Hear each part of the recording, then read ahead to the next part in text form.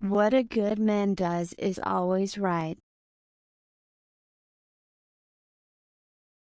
I will tell you a story that was told to me when I was a small. Every time I think of this story, it seems to get better and better. There was once a very old farmhouse in country, with a thatched roof, with all sorts of moss and plants growing on it. The walls of the house were crooked and only one window could be opened. Outside a dog lay around most of the day, barking at everything that passed by. An old couple lived in this house, a peasant and his wife. Poor as they were, they had one thing that was valuable, and that was a horse, which only lived by eating the grass which it found growing at the side of the road. The old peasant sometimes rode into town on this horse, and his neighbors often borrowed it from him, and paid for the loan of it by helping the old couple in some way. After a while they thought they might as well sell the horse, or exchange it for something a bit more useful. But what might this something be? "You know best, old man," said his wife. "The fair is on today, so ride into town and get rid of the horse for money or exchange it for something good. Whatever you decide is fine with me, off you go now." She fastened his tie for him, for she could do that better than he could, straightened his hat and gave him a kiss. Then he rode away upon the horse that was to be sold, or exchanged for something else. The sun shone with great heat, and not a cloud was to be seen in the sky. The road was very dusty, for many people, all going to the fair, were driving, riding, or walking on it. There was no shelter anywhere from the hot sun. Among the crowd a man came along, bringing a cow to the fair. The cow was as beautiful a creature as any cow could be. "I'd say she gives good milk," said the peasant to himself. "That would be a very good exchange, the cow for the horse. Hullo there! You with the cow," he said to the owner of the cow. "I'd say my horse is worth more than your cow, but I'd like to have the cow. Will you swap?" "To be sure I will," said the man, delighted. The men exchanged animals. When it was done, the peasant could have gone home, for he had done what he had come to do. But having made up his mind to go to the fair, he decided to go ahead, if only to at least have a look at it. So on he went to the town with his cow. Leading the animal, he walked on quickly, and, after a short time, overtook a man with a sheep. It was a good fat sheep, with fine wool on its back. "I would like to have that sheep," said the peasant to himself. "There is plenty of grass for him by our house, and in the winter we could keep him in the room with us. Perhaps it would be better to have a sheep than a cow. Shall we exchange?" he asked the man. The man with the sheep was quite ready to swap, and the bargain was quickly made. And then our peasant continued his way on the road with his sheep. Soon after this, he passed out another man, who had come into the road from a field, and was carrying a large goose under his arm. "What a heavy creature you have there," said the peasant. "It has plenty of feathers and plenty of fat, and would look well tied to a string, or paddling in the water at our place. That would be very useful to my wife. She could make all sorts of money out of it. How often she has said, 'If we only had a goose!' Now here is an opportunity, and, if possible, I will get it for her. Shall we exchange? I will give you my sheep for your goose." The other man did not mind swapping, and so the exchange was made, and our peasant took the goose. By this time he had arrived very near the town. The crowd on the road had been gradually increasing, and there was quite a rush of men and cattle. The cattle walked on the path and by the fence, and at the gate they even walked into a potato field, where a hen was strutting about. The tail feathers of this hen were very short, and it winked with both its eyes, and looked very clever. As soon as our good man saw it, he thought, "Why, that's the finest hen I ever saw in my life, upon my word, I'd like to have that hen." Hens can always pick up a few grains that lie about, and almost look after themselves with no work. I think it would be a good exchange if I could get it for my goose. "Will we exchange?" he asked the hen owner. "Exchange?" repeated the man. "Well, that would be fine," he replied. So they made an exchange. The man took the goose, and the peasant carried off the hen.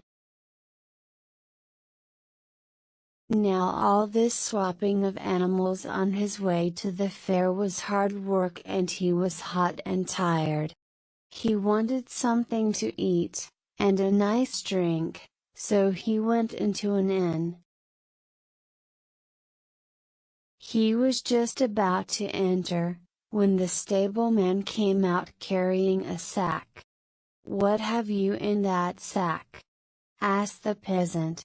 "Rotten apples," answered the stableman, "a whole sack full of them. They will be good for feeding the pigs." "Why, that's a terrible waste," the peasant replied. "I'd like to take them home to my wife. Last year our old apple tree gave us only one apple, and she kept it in the cupboard till it went rotten. She would be delighted with a whole sack full." "What will you give me for the sack of apples?" asked the man. "Well, I will give you my hen in exchange," he replied. So he gave up the hen and took the apples, which he carried into the inn. He leaned the sack carefully against the stove, and then went to the table. But he didn't realize the stove was hot. There were many people present: horse dealers, cattle owners, and 2 men from England. The Englishmen were so rich that their pockets bulged and seemed ready to burst. They suddenly noticed a hissing sound coming from the apples that were beginning to roast by the stove, and went over. The peasant saw them and told them the whole story of the horse, which he had exchanged for a cow, and all the rest of it, down to the sack of now roasting, rotten apples. "Well, your wife won't be very happy with you when you get home," laughed one of the Englishmen. "Won't she be angry with you and give out to you?" "What? Give out for what?" said the peasant. "Why, she will kiss me and say what a good man does is always right." "Let's make a bet on it," said the Englishman. "We'll bet you a ton of gold coins." "No, a sack of gold will be enough," replied the peasant. "I can only bet a sack of apples in return, and I'll bet myself and my wife as well." "That will be a fair bet, I think." "Done," replied the Englishman, and so the bet was made. A coach came to the door and the two Englishmen and the peasant got in, and away they drove. Soon they arrived at the peasant's house. "Good evening, dear," he said to his wife when she came out to greet them. "Good evening, my dear," she replied. "I've made the exchange." "Ah, well, you know best about these things," said the woman. Then she hugged him and paid no attention to the strangers. She didn't notice the sack. "I got a cow in exchange for the horse," said the peasant. "Oh, how delightful," she said. "Now we shall have plenty of milk, and butter, and cheese on the table." That was a great swap. "Yes, but I changed the cow for a sheep." "Ah, better still," cried the wife. "You always think of everything. We have just enough land for a sheep to graze. Sheep's milk and cheese, woolen jackets and warm stockings. The cow could not give all these things. You think of everything." "But I changed away the sheep for a goose. Then we shall have roast goose to eat this year." "You dear man, you are always thinking of something to please me. This is delightful. We can fatten up the goose before we roast her." "But I gave away the goose for a hen." "A hen? Well, that was a good exchange," replied the woman. "The hen will lay eggs and hatch them, and we shall have chickens. We shall soon have a yard full of hens and chickens. Oh, this is just what I was wishing for."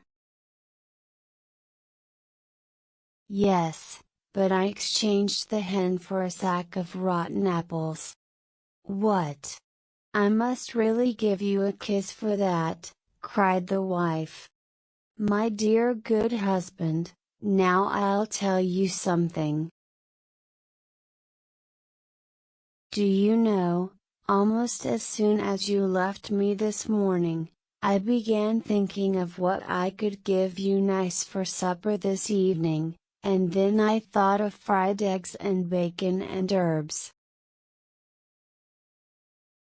"I had eggs and bacon but no herbs, so I went over to the schoolmaster's. I knew they had plenty of herbs, but the schoolmistress is very mean, although she can smile so sweetly. I asked her to lend me a handful of herbs." "Lend!" she exclaimed, "I have nothing to lend you, not even a rotten apple, my dear woman," and she shut the door in my face. "But now I can lend her 10, or a whole sack full." It makes me laugh to think bringing them to her and see the look on her face. Then she gave him a hearty kiss. "This is great," said both the Englishmen. "Things keep getting worse and they are still having a laugh. It's worth the money to see it." So they paid all the gold to the peasant who, whatever he did, however bad, was always kissed for it. Isn't that a great way to be?